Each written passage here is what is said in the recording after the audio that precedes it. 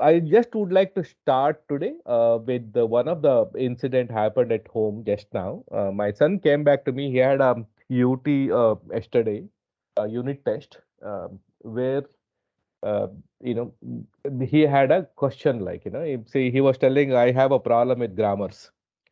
I said, yeah, you have a problem. You have problem in grammars for sure. Grammar itself, it's a singular. So he didn't understand, what exactly I mean. Of course, he's very small. But I went back and saw the textbook and notebook which has been given by the teachers and everything. Everywhere there is a strange thing, everyone, uh, though it's a most commonly used term actually. Almost every one of us commit mistakes there. I think so. You know, the word called grammars is itself it's a problem. It's a mistake actually. There is no term called grammars, right? There is only a term called grammar. Okay. Grammar itself is a collection of rules and regulations to place or to frame a proper meaningful sentence or in English. That's what you can say. Okay.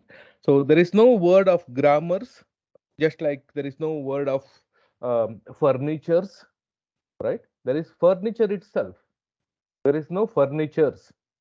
One more I can see, I can remember right now one of the most common mistakes which everyone commits is faculties.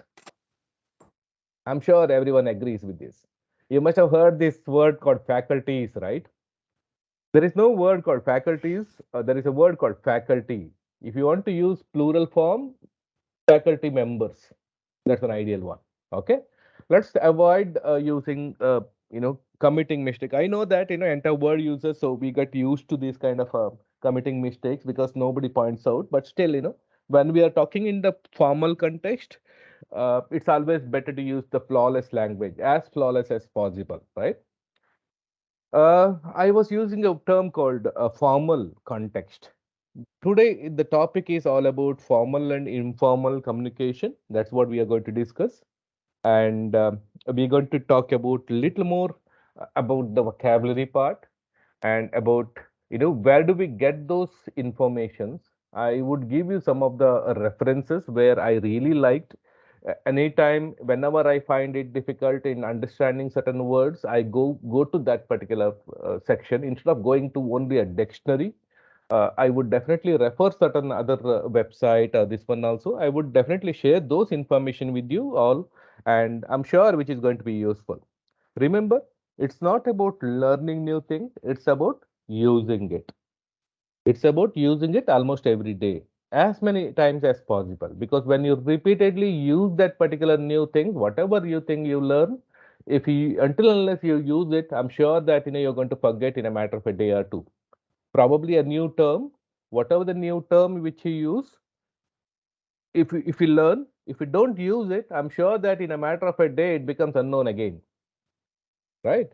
Same like that, of course, there are some mistakes, as I mentioned earlier, we use a term called, um, we make mistake, or we do mistake. These two terms actually we commonly use it, but let's start using a right word there also.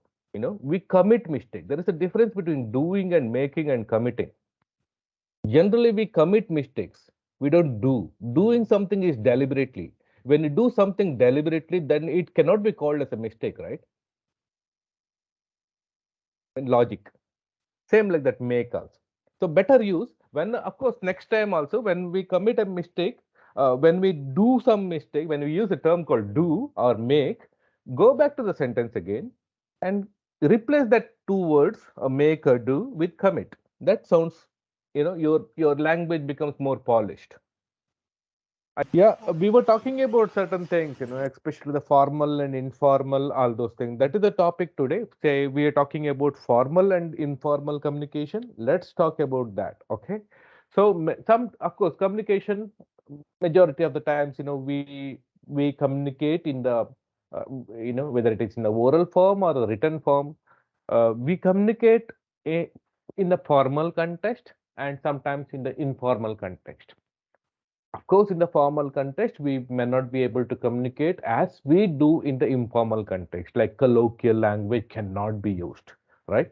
So I'll just give you some kind of an example now. For example, yeah, here is one.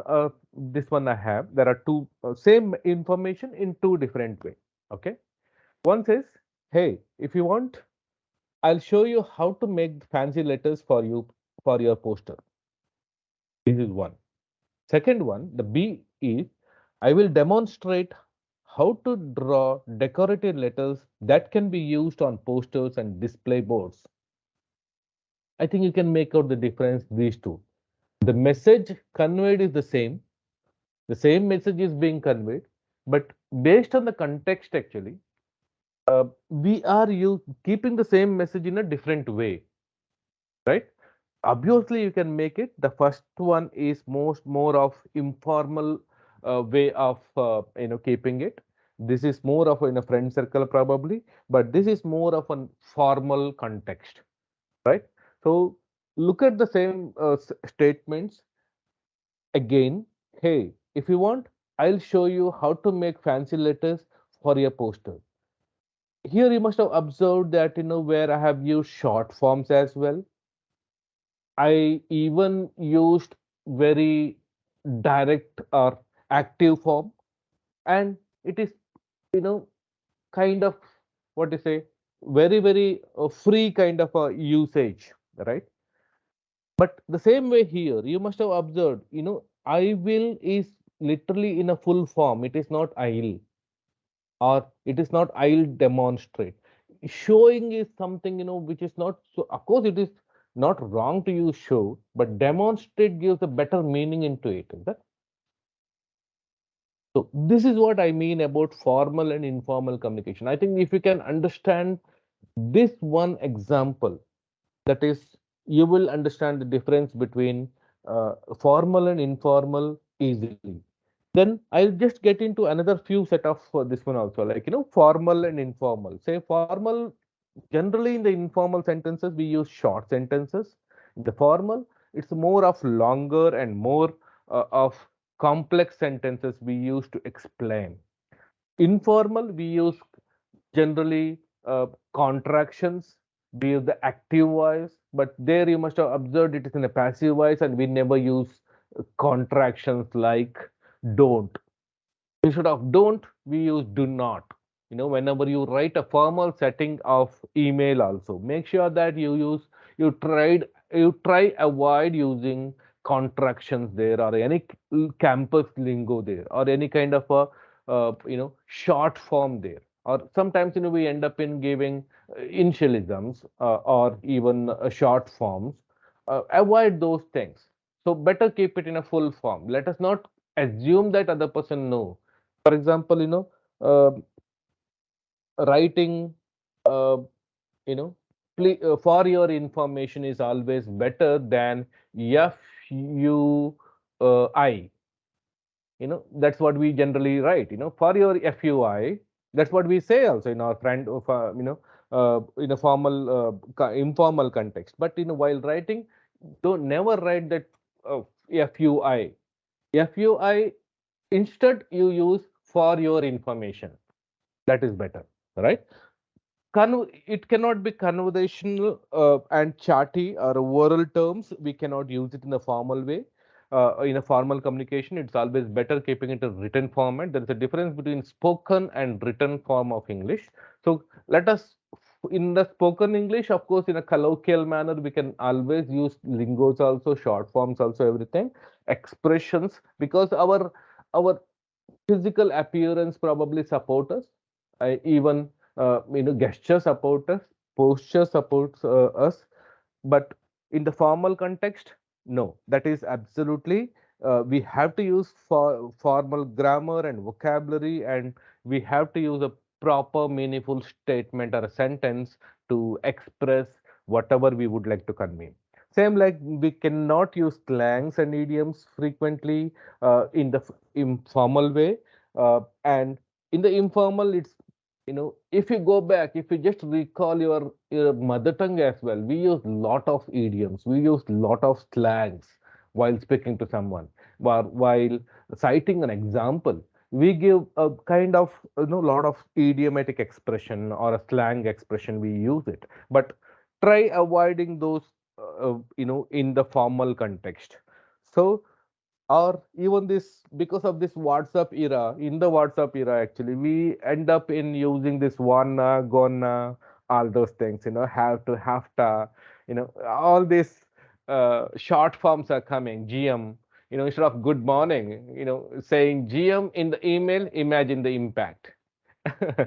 Right, in the formal context. So avoid doing that. That's what I mean say, there's a slight difference between formal and informal.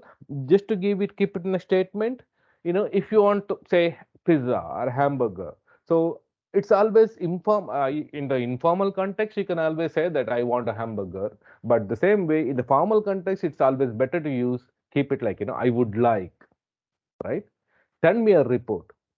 So in the formal context, it's always better to use, be pleasing, like, could you please, or could you send me the report? That sounds better than, you know, send me the report. Leave me alone. Better be replaced, like, could you please, could you give me a minute? That sounds good, right? That's a formal context. Same, in informal examples, I have few more, like, let me, uh, tell me when you are available. But in the formal context, the same thing is can be conveyed like, let me know when you are available. That sounds great. That sounds more formal, right? Instead of saying directly on the face like you are wrong, I'm not sure about that's a good idea. I think you might be mistaken. I'm not so convinced in that way. That always sounds better than saying straight away that's a bad idea or you are wrong. So informal settings, yes, of course it works. You can use those settings in your friend circle, in the family members. But in the formal context, actually, I would always recommend you to use more polished way of language. So that is always better. All right. Let's go on and check where exactly we can use this formal and informal way, right? When to use it. So obviously for the formal language, official letters, technical reports or academic papers, even personal business, government business, whatever we write in or communicate there. So even legal communication and document, we generally use formal language. Same way in the job application as well as workplace communication also. Try avoiding this,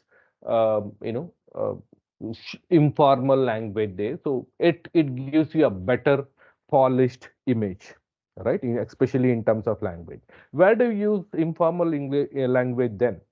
Especially if you are maintaining a blog post, or a text messages, or a WhatsApp messages, or sometimes we chat through social media posts with our friends or family, networking conversations, unofficial conversations at work. That's okay.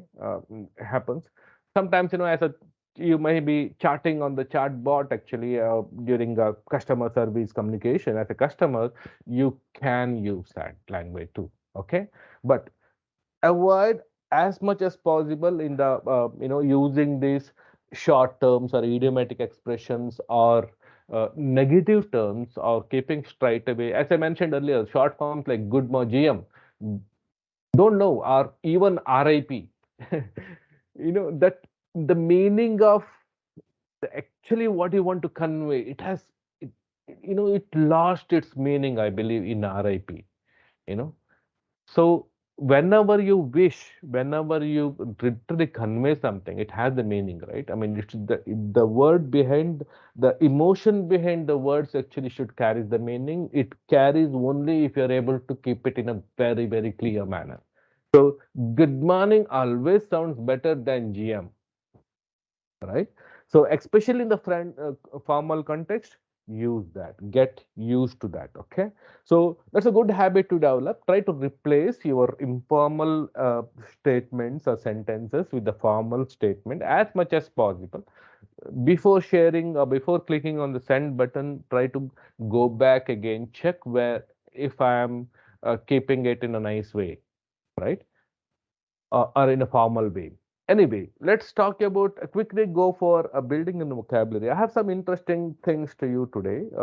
To people always ask me, this is one of the questions when generally we come across, how to develop our vocabulary, how to master our vocabulary.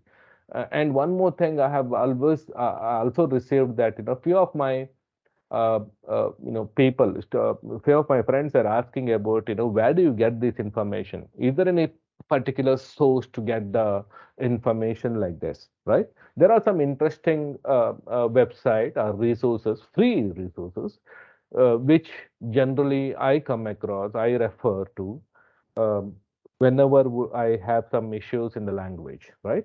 So I would like to share those. So if you have a pen and paper next to you, I would request you to note down the some of the links. Probably if we don't get a recording version of the same. So for the next few slides, I would request you to note down some of the website or some of the resource link which I'm sharing it across, because um, I'm sure you will appreciate it. I'm sure you'll like it also. Okay, let's talk about let's let's try to get an answer for this. Building a better vocabulary. How to build a better vocabulary? First thing you need to do is set a goal, have a target, you know have a target of say 5 new words a day. That can get, I always go with this, magic of five, right? One point I'll tell you frankly, you will be like a walking dictionary, right? Five, adding five every day can make a lot of difference. Adding five new words a day, new expressions a day, new a way of conveying something, a new way of expressing yourself in English. Five, magic of five. That's what I always feel. So set a goal. I just want you to tell you again, goal setting is not about not only, like, wanting to. I am talking about setting a goal. I'm not talking about your wish. Everybody wish to develop our English. Everybody wants to polish our language. Everybody wants to become a very good speaker. Everybody wants to be developing their language or vocabulary. But nobody set a goal. When you set a goal, then you will have to stick on to it no matter what. Five, without learning five new words a day, I'm not, my day will never end. That's what our goal should be. Of course, we are there to help you. This particular website for sure, that is lanquil.com, will definitely help you in overall building your vocabulary, because there are some interesting games, there are some interesting quizzes. uh, if you are able to take some uh, test everyday basis, small tests which hardly takes around say 5 to 10 minutes a day, but definitely it can add you a lot in the long run, right? So let's talk about that. And I do have some of the interesting thing which I have come across. Majority of them, even Satish has told that online resources are very, very useful.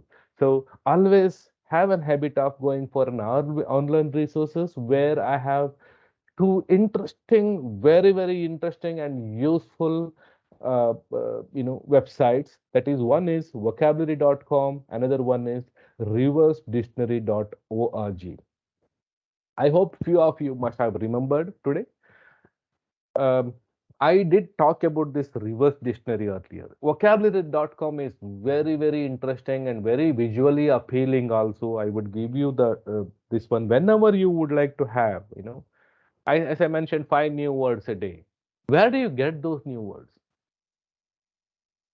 From where you get those new words, it should not, the new words should not be like unknown word to anyone or something, right? So it should be like, new words, yet very useful words, where you can use those words in your day-to-day conversations.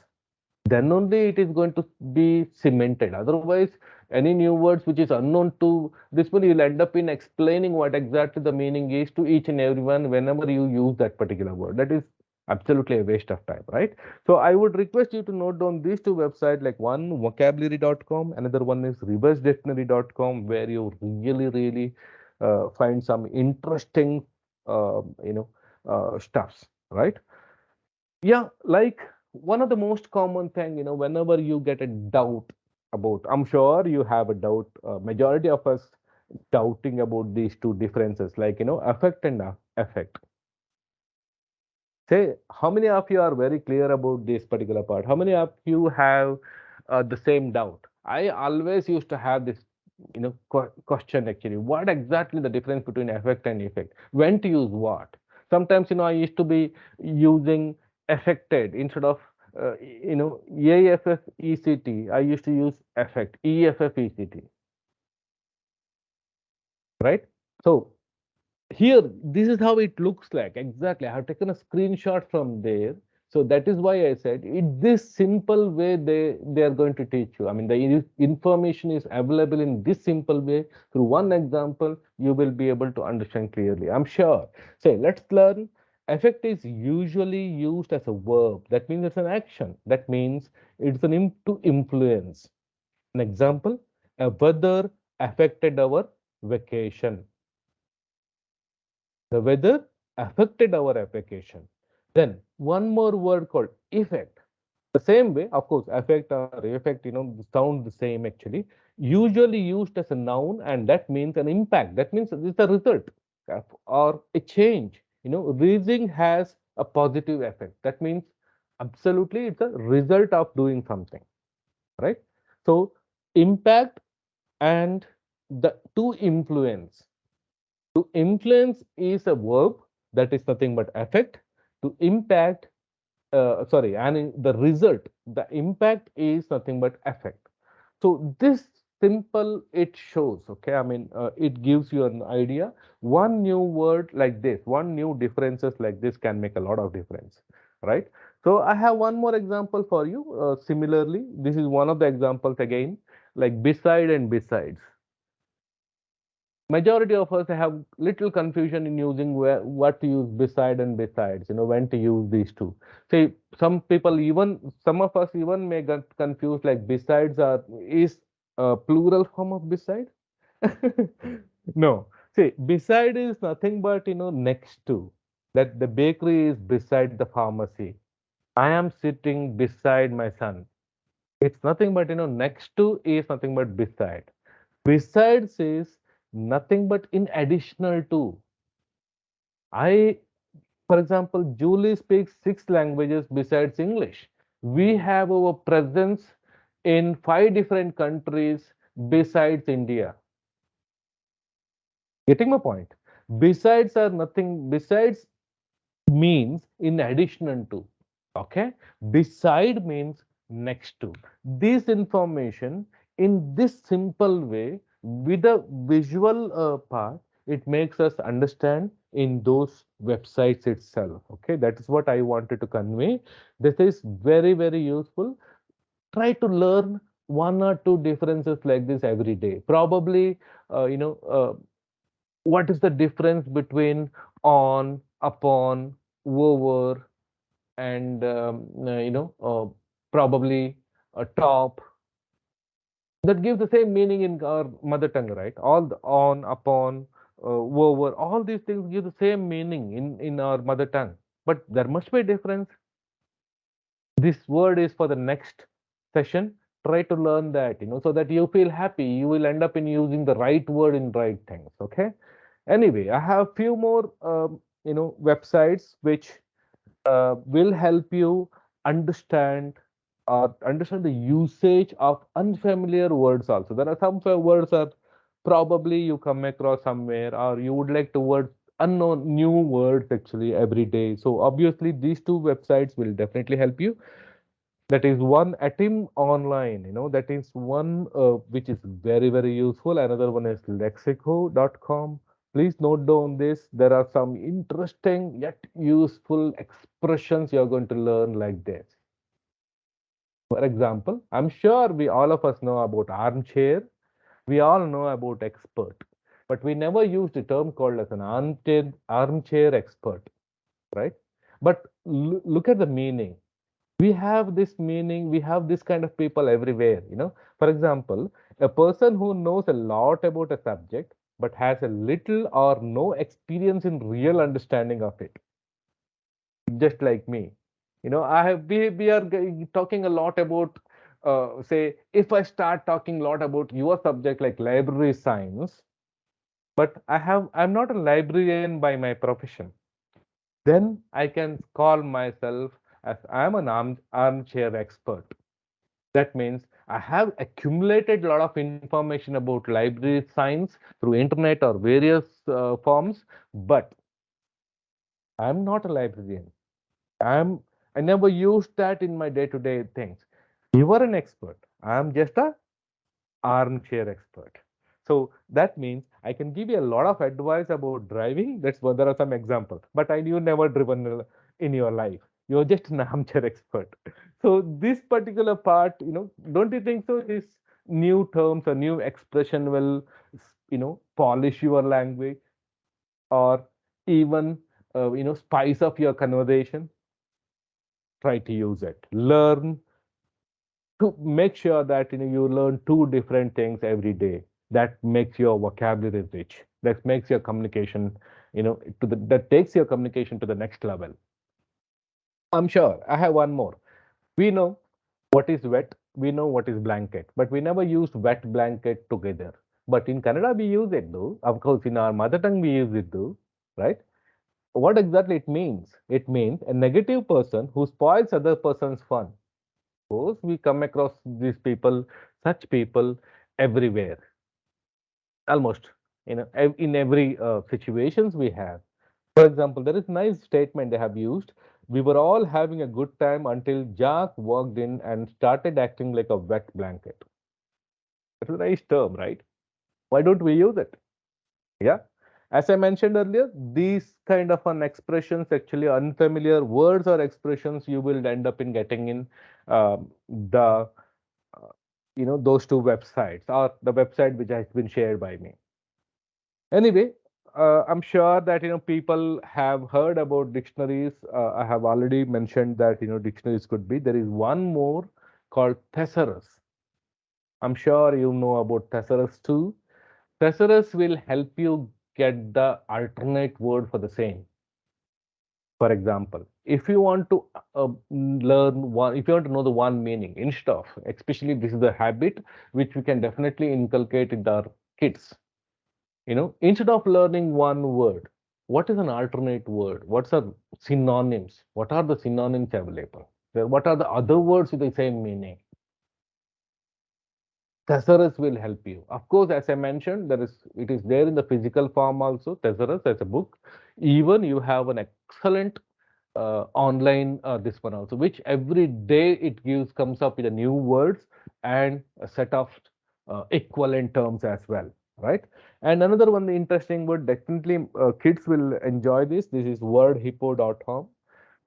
Thesaurus and Word Hippo would be a very, very, very useful um, website. I'm sure you must be noting it these two. Just to give you an example, words for big. Big is pretty common for all of us, right? We know we have been using big, what exactly it means. But there are so many other words along with big. Not only six, in fact, there are so many too, like large, huge, enormous, gigantic, massive, so on. You know, but when to use it accurately? Can you use gigantic in the place of big? Not really. Of course, though it gives the same meaning, but we should know when to use it properly.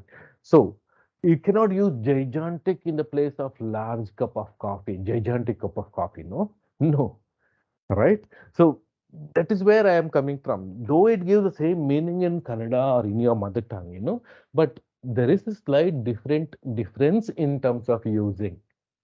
So learn those differences. You will find it in the website which I have shared it across to you. Like same like little. So what is the difference between the different words we can use? Small, tiny, petty, microscopic, miniature. There are so many words which we use it, so which give the same meaning actually, just like little. Again, when to use what? Learn these things. See, you are not just learning a known word. Okay, we think that little is small is the term which we know. That's more than sufficient. But having at least six more synonyms to it to use it in a various context is always useful. Just to give you an example, we know what exactly home is. The place where we all stay is we call it as home. How about others? For example, if uh, say uh, if my for every animal, everybody has every animals also has their places, right? Can we call it as home? No, their homes are called differently.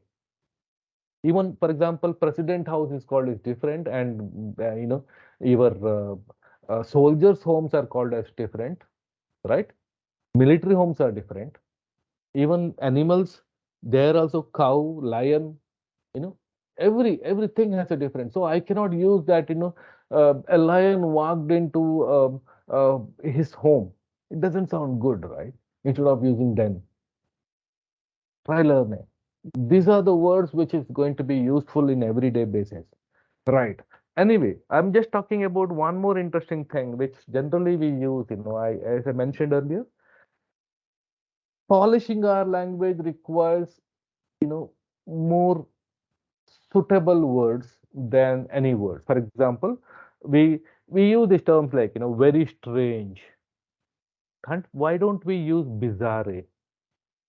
We use this word very old. Of course, it's a very old term. Why can't we use an ancient if it is very old?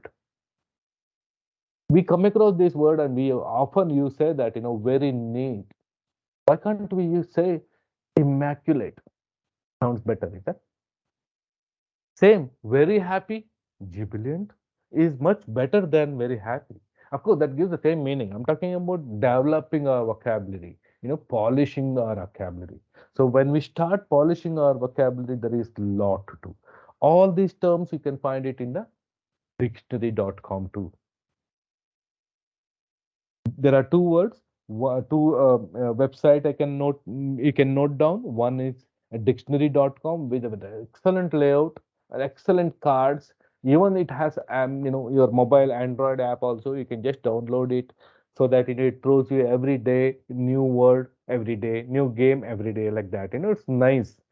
Dictionary.com and yourdictionary.com, these two better websites, especially this is where you can definitely consult every day and get the polish your this one. There are 2 to 3 new words which attracted me recently. This is how it comes. The posters, or what do you say, dictionary.com throws you a small one word, new word a day, new expressions a day, kind of a thing. One word is very interesting, which I learned it yesterday, called lotus eater.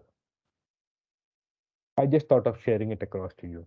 Lotus eater is one, actually, one who person, a person who leads life in a dreamy, or indifferent to the busy world, or a daydreamer. In a dreamy world he lives. He is his own world. We use this, right? He doesn't do anything. He doesn't understand the reality, or he doesn't really live in the realistic world. They will be in a different world altogether. So those guys can be called as lotus eater. That means, try to frame a statement. My friend is a lotus eater. That means he is in his own world. Even you will be able to understand there with the bracket. Actually, in the bracket, they have given how exactly it has to be pronounced as well. Yeah, that is pronunciation, not pronunciation. It is pronunciation. Yeah. Next one, one more new word I have. So I have, once I start using learning a new word, a lotus eater. I know about lotus. I know about eater too, but I never used a term called lotus eater yet. So this week I have a target. This today I have a target of using this lotus eater in my conversation. That's why, so that it will sync, right? Same like tyro. Tyro is nothing but, of course, I know this particular meaning very well, but I never known the word, exact word. For example, a beginner in learning anything, a novice. That's what we know about. How to develop my vocabulary? There is a new term, Tyro. That's a nice one, is that? Yeah. So let me use these two words for the day. So I'm sure, my two more new words will be added to my vocabulary. Remember, again, I am telling you, it's set a goal first. 2 words, no problem. 2 words a day, two new expressions a day, two new differences can make a lot of difference over the period of time. Again, I am telling you, it is not just a, if it is just a wish, if you really want to do something, it is just a want or a desire or a wish. It has to be, you know, a decision. You set a goal and go ahead with that. Language is going to be there with you. You can always ask for anything, anytime, any of the places. If you need our help, we are always there. And yeah, apart from these words to polish our language, to develop our communication skills or a fluency, our people always, there is, of course, vocabulary. It is never ending. It is always about polishing our language, and it helps us, speak English fluently or impressively. I agree. But as I told you earlier also, instead of collecting lot of words to speak English fluently, collect lot of ready-made sentences. Collect, let us learn. There is a method called as chunking in English. So let us learn how to, you know, collect everyday expressions so that we will end up in speaking in the sentence rather than words. That is nothing but, using the vocabulary in chunks. What are chunks and how chunks improve English skill? These are the one. Actually, chunking is the new trend, especially in any especially in the non-native speaker of English. Actually, would definitely, of course, if I want to learn any non-native, any the new language, I would learn in chunks itself. If I want to learn Malayalam, I would definitely pick some sentences from Malayalam and I would repeat in a different context. I use it in different context. That is all about it.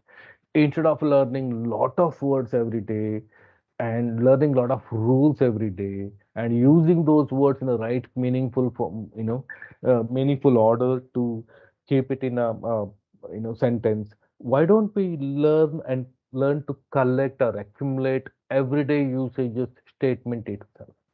I'm going to share some of the interesting things. Okay, let's start from simple one called, say, we all commit mistakes. What do you say after committing a mistake? More often we say that I'm sorry, right? Sometimes. Sometimes we don't even ask that. We think that we have all the rights to commit mistakes. So why should we? Yeah. Yeah. So when I say, if I commit a mistake, I say sorry. Do we have any other ways of saying sorry? Yeah. There are so many that based on the degree of your mistake, the more and in a formal or informal mistake. My bad is one that is less formal. More formal could be, I apologize. My apologies. See, I ended up in learning 8 ways of asking an apology or asking sorry. That's really good one, is it? 8 statement, 8 different context. I can use it now. Imagine the same thing only. Of course, one day we end up in asking sorry. I'm sure, especially in if you are married, you will end up in sorry almost every day, right? So, but you know, 8 different way. I'm sure that it makes you a better speaker. Again, how to respond to somebody says sorry, sorry to you. We generally say that it's okay or that's all right. That's it. We every time we use the same thing. Instead, there are so many ways, where I can accept the apologies. This will, why can't I keep this ready-made statement in my pocket and use it, just use it whenever somebody asks me any apologies. Like, that's all right. Never mind. Don't apologize. It doesn't matter. Don't worry about it. Hey, don't mention it. It's okay. I quite understand. You couldn't help it. Forget about it. You know? No harm done. It's okay. No worries. It's fine. Please don't let it happen again. No problem. Formally speaking, apologies accepted. Wow. There are so many ways of accepting apologies. Can we? Can we use this? Can we collect these things? It is not just a statement, right? It makes our, you know, communication better. It makes me a fluent speaker. Let us try keeping, collecting these expressions every day, at least one related. Say one, today it has come to me, sorry. Okay, let me ask how to ask sorry. Or next tomorrow, probably, if somebody asks sorry, what are the new ways? What are the methods to accept apologies? If somebody say sorry, how to respond to them? Let's learn that. Or probably next day, somebody, something good, you hear something good news, some good news to you or bad news. How to respond to it? For example, somebody comes and says to you that, I got a promotion at work.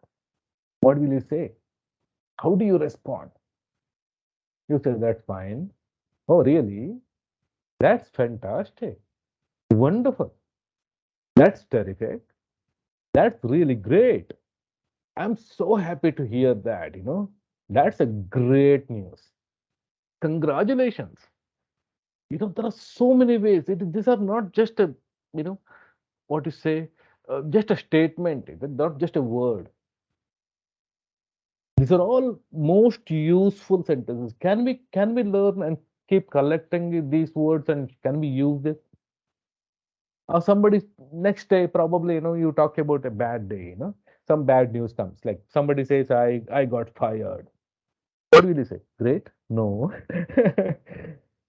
Or probably, my boyfriend break up with me or broke up with me. Or next to somebody else say that my book got rejected by another publisher. What do you say? Oh, sorry. That's awful. That's too bad. That's terrible. I'm so sorry to hear that. I'm so sorry. Is it? I cannot believe that. See, what I'm trying to say is it is not only about collecting words, it's collecting expressions. When you start collecting expressions, you become a fluent speaker. You know why? Because you're going to use it or utilize those expressions in the form of a statement, not in the form of words. The problem with learning new words is it's not only about learning new words, it's about learning how to use the known words in a proper, meaningful order. That is the problem. We all face that particular problem. That means nothing but we have a problem of grammar, as my son said, right?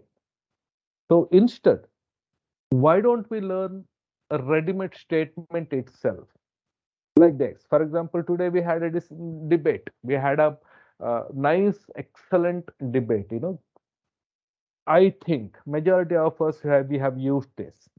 I think. Is there only one way to put my view across? There are many.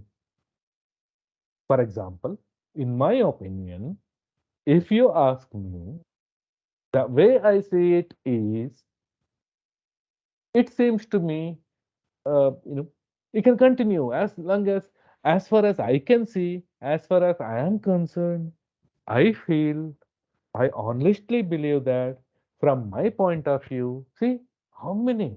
Instead of using I think quite often, imagine you get a chance to put your opinion across at least 9 to 10 times. 9 to 10 times you want to speak, or you put your opinion across. Using I think every time, it doesn't sound good, is it?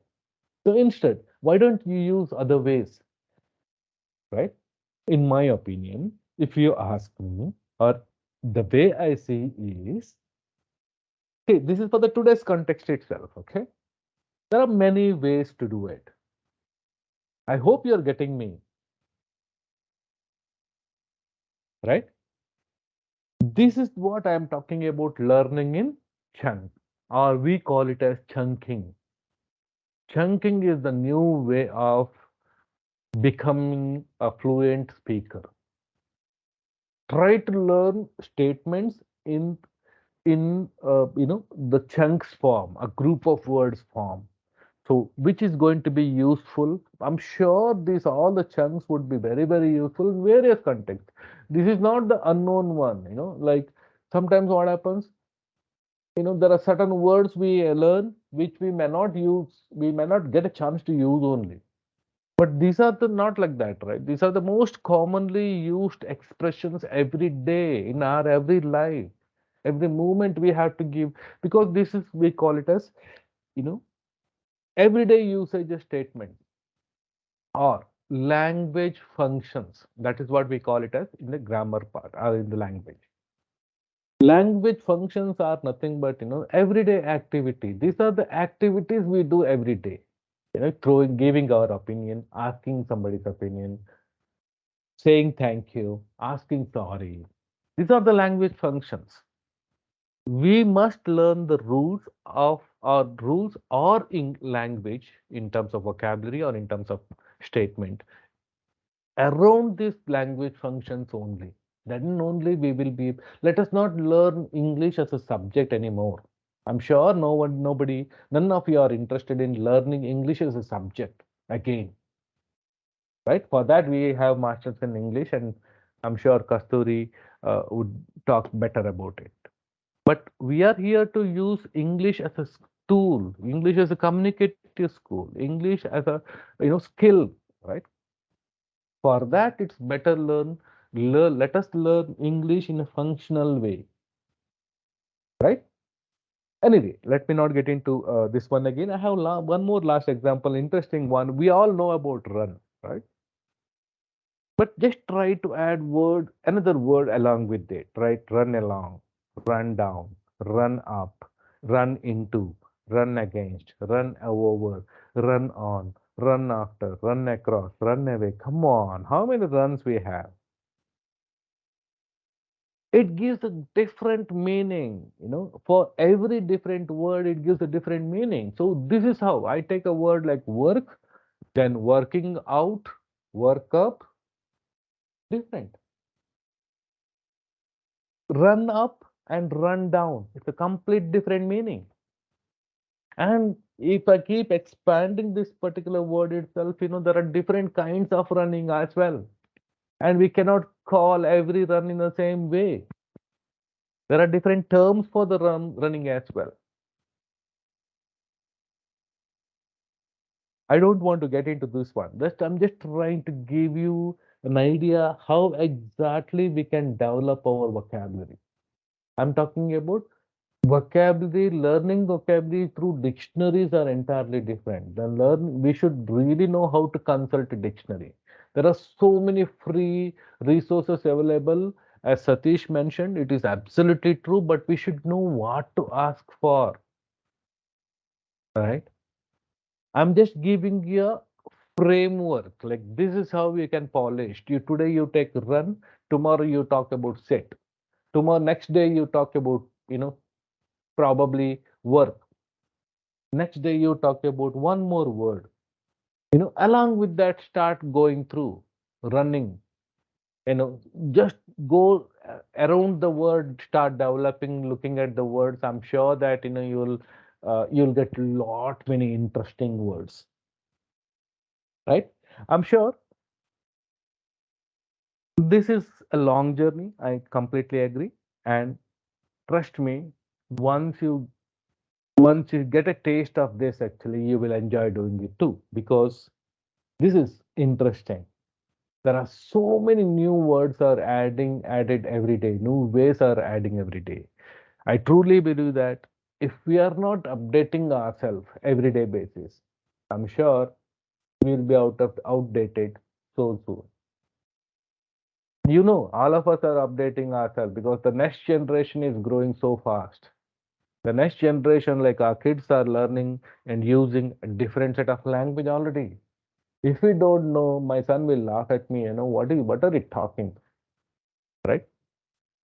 I know I was calling my yesterday for a plumbing thing. Actually, I was calling a plumber. Which is there in my this. My son came to me and told me that, Dad, it is not plumber. Come on, what is that? It's plumber.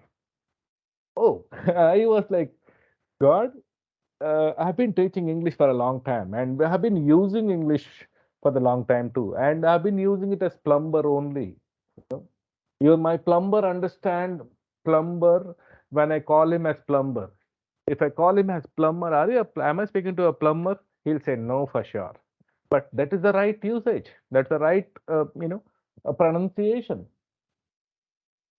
Let's talk about pronunciation in the next next class, along with the subject verb agreement, that is Kasturi's subject again, about how to frame statements, how to express ourselves in English. What are the basic rules of framing a proper meaningful statement and sentences in the next class.